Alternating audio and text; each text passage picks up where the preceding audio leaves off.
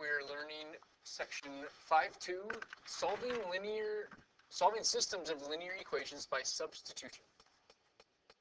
So first off, substitution is a method of plugging one equation of a system into another equation of that system in order to find a solution to that system. So previously we've learned to solve a system of linear equations by graphing. This is how we can do it algebraically, so we will not need graphs on this section. In particular, we're going to substitute one equation to another. So step one. First, you will solve one equation for x or y. That means x or y will be by itself on usually the left side of the equation. Step two is to substitute or plug this expression into the other equation and solve for the variable. Alright, so now you will have only one variable to work with and you will solve for that variable. And then after that, step three, substitute or plug your answer into the revised equation. So you'll get an answer from step two, you'll plug that back into your revised equation, and from step one, and solve for the other variable. And then you'll have two numbers for the two variables, which will be your solution, and you'll write your final answer as an ordered pair, x, y. Let's try an example here. So, example one here, we already have step one taken care of because we have an equation solved for x. Now, x is equal to 4y plus 7.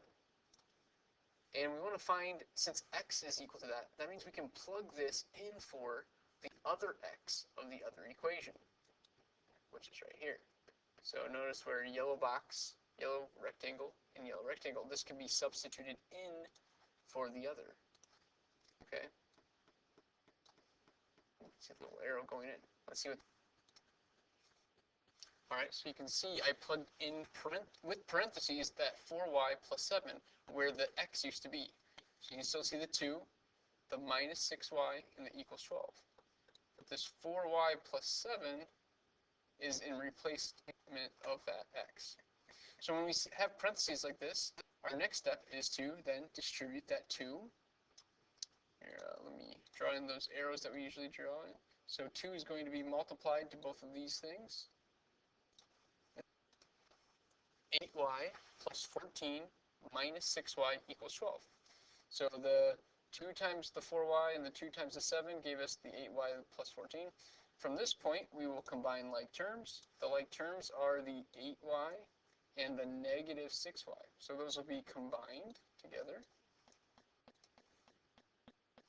2y plus 14, because 8 plus negative 6 is 2. Alright, and from here we would subtract both sides by 14.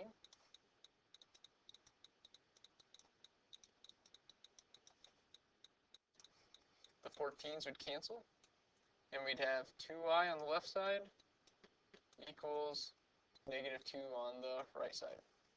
Next, divide both sides by 2, and those cancel on the left, and we'd get y equals negative 1. And we are now complete with step 2. We've got one variable that we solved for, that was y in this case, y is equal to negative 1. Now we're going to have to take that negative 1 and plug it back into our original x equals equation.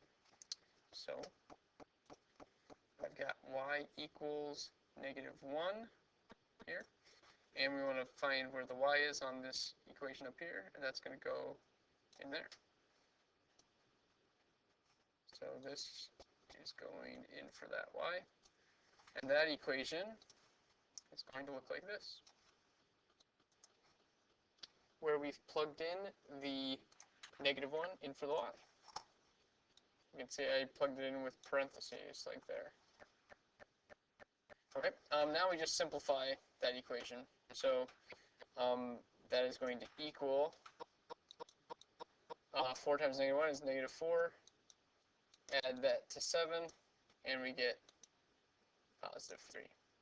And that is our x value. So x is 3, y is negative 1. We can finalize that answer as an ordered pair of positive 3, comma, negative 1. And that's our final answer. All right, let's try another one. So this time we have y is by itself. Y is equal to x plus 9. So step 1 is done for us again. But that's going to be plugged in for the y of the other equation, right here. So we're going to use parentheses to substitute that in to get 3x plus 8 times parentheses x plus 9. Again, we're going to distribute here.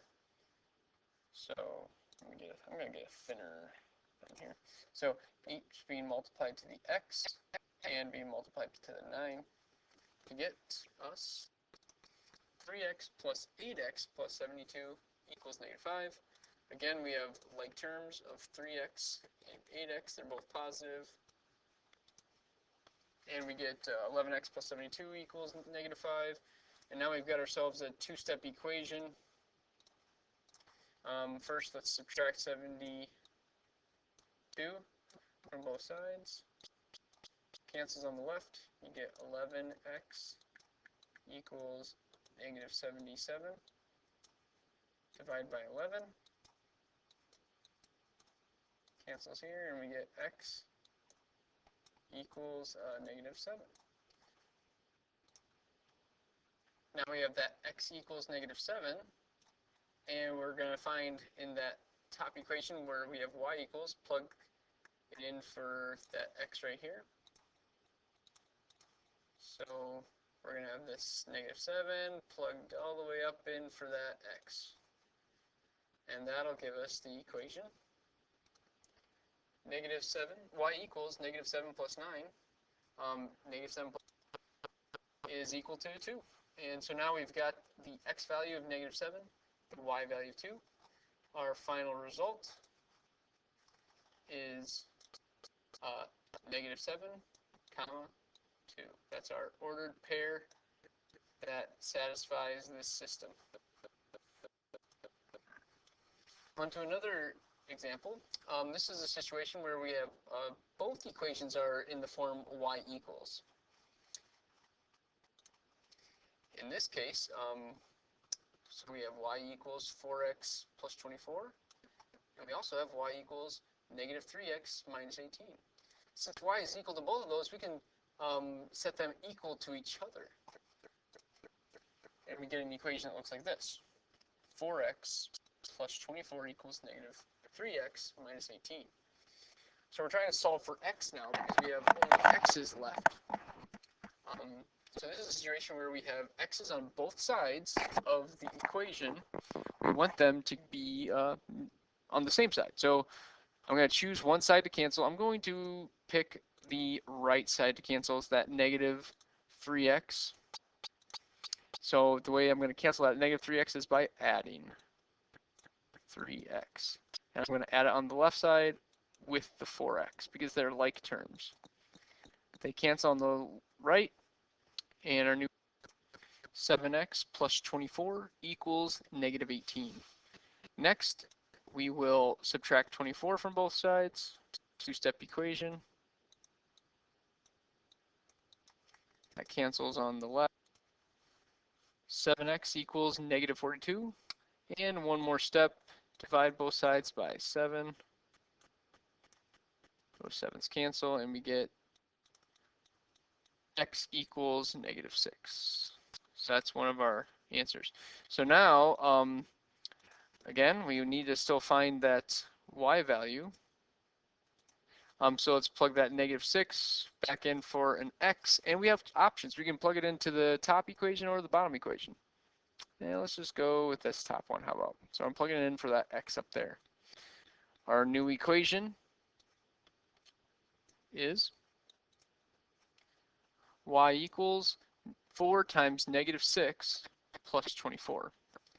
And we can multiply and add, giving us negative 24 plus 24 when you multiply those, and then add those together to get 0. So we get y equals 0 at the end. So our final result is the ordered pair.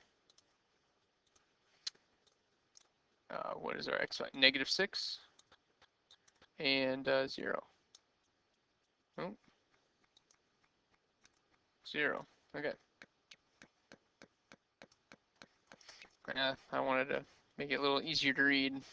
-6, 0 is our solution there. All right, so now let's up the challenge a little bit for number 4. So notice when we're looking at these, neither one is solved for x or y. Now, usually one of the equations is going to be easier than the other. In this case, the easier one will be the one that well, in every case, it'll be the one that has an x or a y without a coefficient. So remember, the coefficient is the number out in front, and hopefully you notice that this one right here, this y value, has no visible coefficient. The coefficient is 1 when you don't see 1, and that's going to be the one we're going to focus on. We're going to solve for y on that equation. So our steps will be to subtract that 2x from both sides. We've had a little experience with this, doing things like this, solving for y. So that's going to cancel this, and our new equation will be y equals -2x plus 9. You could have written that 9 minus 2x. That doesn't really matter in this case. I just have the habit of putting it into slope-intercept form. But now you can see that we have y by itself, and it's equal to -2x plus 9. Now we have to plug this yellow box stuff, the -2x plus 9, in for a y value. Now where you don't want to plug it back into is the y value of the equation that we just changed, the revised equation.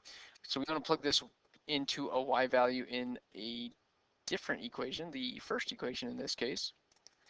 And we will be substituting from here into there. Okay, let's see what that equation will look like. So with that substituted in, we get 2x minus 3 times -2x plus 9 equals -11. So you can see this in the box is the same thing that we got from the yellow box over there. All right, our next step is then going to be to distribute, and be careful, we are distributing a -3, okay? So we're multiplying both by -3. And notice that we get a positive 6x when we multiply -3 times a -6x, and then -3 times a positive 9 is a -27. Let's combine like terms with 2x and 6x. That'll give us. And now we have a two-step equation to solve. Next is adding 27.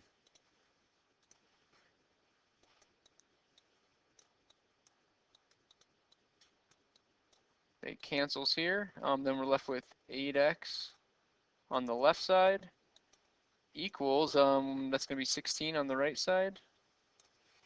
And then divide by 8. And that cancels on the left side again, and we get x equals 16 divided by 8 is 2. So now we've solved for x. It's 2. We want to substitute that back in to the equation that is solved for y, which is this one here. It's not the one that they gave us, neither of the ones that they gave us, even though if we did plug this 2 back into either of those, we could still solve for y, but it's easier to plug it into this equation that we have solved for y already.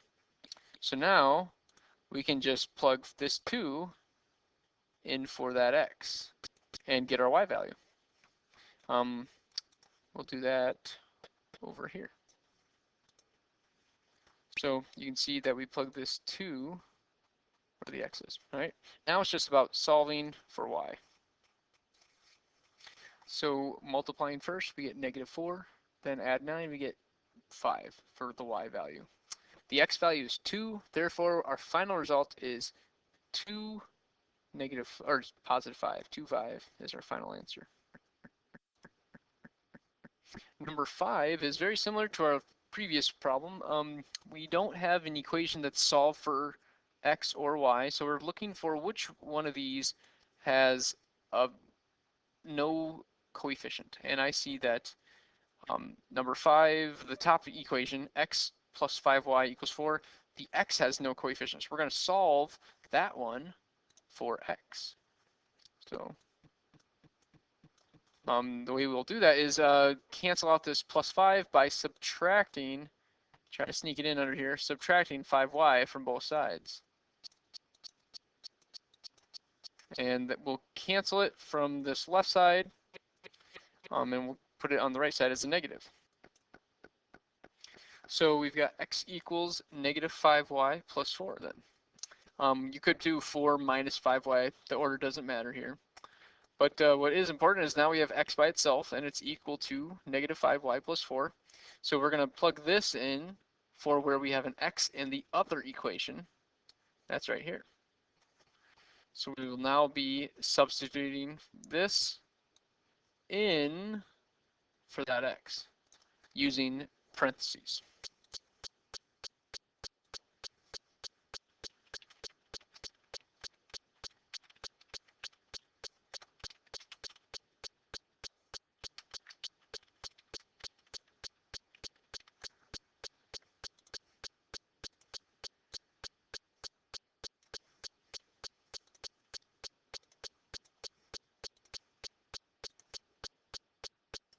So now I can distribute this 3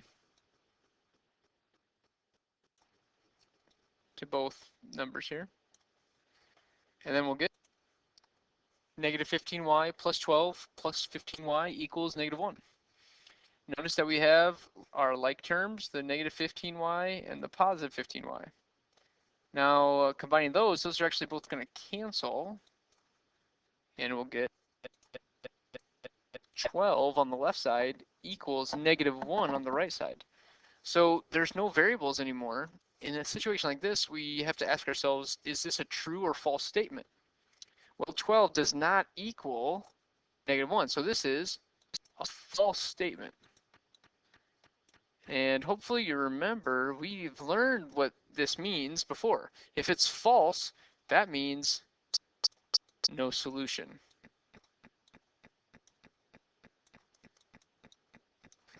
And we can use that empty set symbol as well, like this, the circle with a line through it. So our solution, you can write either both of those, either words and the symbol, or just one or the other, either way. So this is a no solution. We can get that. That would mean if we were to graph these, recall that would mean that we have parallel lines that are not going to intersect. All right, one more example. Number 6. Again, we have to solve, we have to pick one of these to solve for y or x. In this case, I noticed that that I've got a y with no coefficient on it, so that'll be the easier one to solve for. So right here, I can get rid of that 2x by subtracting 2x.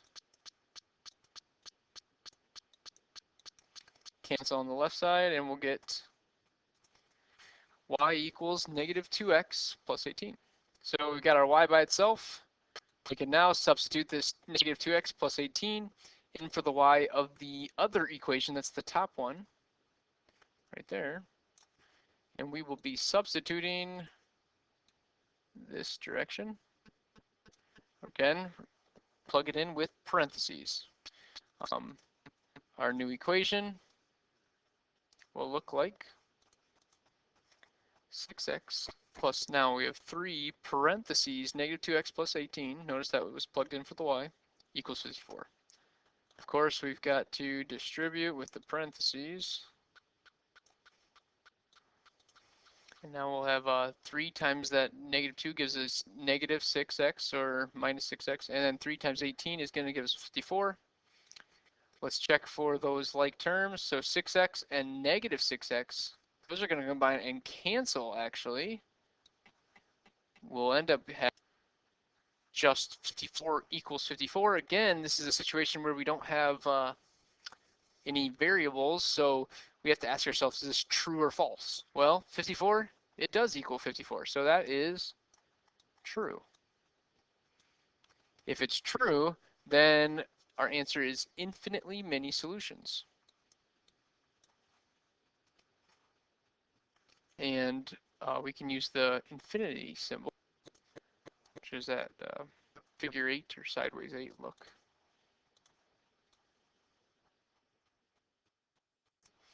All right, I'd like you now to try that 5-2 homework and get that done for tomorrow.